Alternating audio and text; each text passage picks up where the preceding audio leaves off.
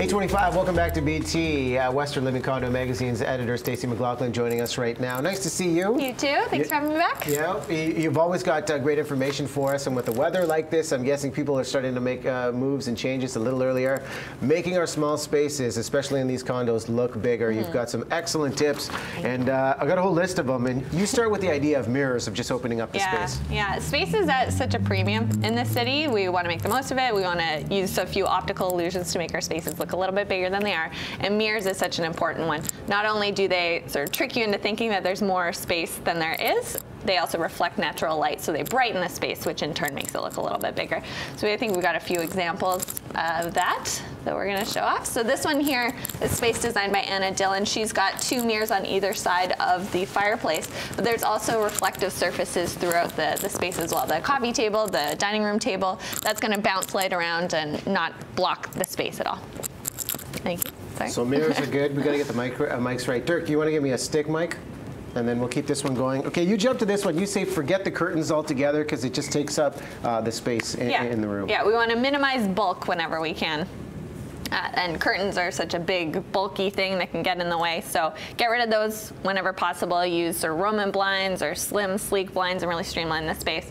So this picture we've got up here goes back to the mirror trick. So this wall has been covered in a bunch of inexpensive IKEA mirrors, really brightens up the space. And she has used, our designer Stephanie Brown has used curtains in this particular instance, just to, you know, when it is nighttime and bedtime and you want to cozy things up, you can just slide the curtain across the mirrors and cut down on that excessive light. But during the daytime, looks great. All of these examples are great, and you know, to see them visually makes a huge difference. The clear pieces, the accessories, especially ones made with glass. Tell us about the idea behind this. So again, that's visual flow is so important. So letting the eye move through the space, and anything that's sort of sitting on the ground or that's heavy is going to block that. So clear pieces. Glass is really nice for sort of more traditional spaces, but lucite is a really great modern alternative as well. That's going to allow the eye to sort of flow through. If you've got a lucite coffee table or a glass coffee table, it's not going to block the visual flow, open things up, look really great. So I think we've got an example of that. Yeah, I think we brought a couple of photos. Guys, do we have those so we can take a look at what that actually looks like in the space? Yeah, back to that one. That's a good one too. So the glass coffee table, lucite is, like I said, a nice modern alternative as well.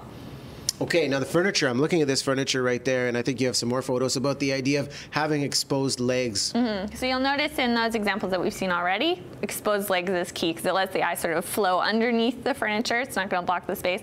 Pieces that sit right on the floor, that's going to be a little disruptive and sort of stop the eye short and not allow you to make the most of the space. So this one here, you can see there's a little bit of a space underneath the sofa. Every dining table has exposed legs, so that's not really a great example. This is a great photo to exemplify those lack of curtains. So a nice, bright, streamlined space. Imagine how cluttered and clunky it might feel if there were big drapes there, sort of closing everything off. A lot of things to consider, and paint color, obviously a big one. Before we get to the walls, you were talking about the idea of painting the ceiling. Yeah. Now, what do we have to consider for this?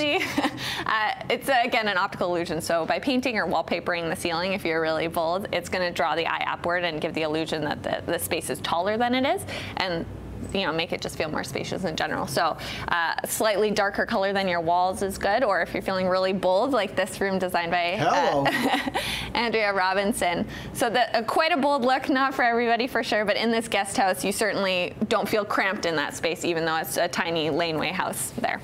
And basically lighter colors on the walls. Yeah, when we're going for paint that's sort of a classic tip there. So avoid the dark colors, white, pale colors. It doesn't necessarily have to be white. That's going to open the space up, make it feel nice and light and big.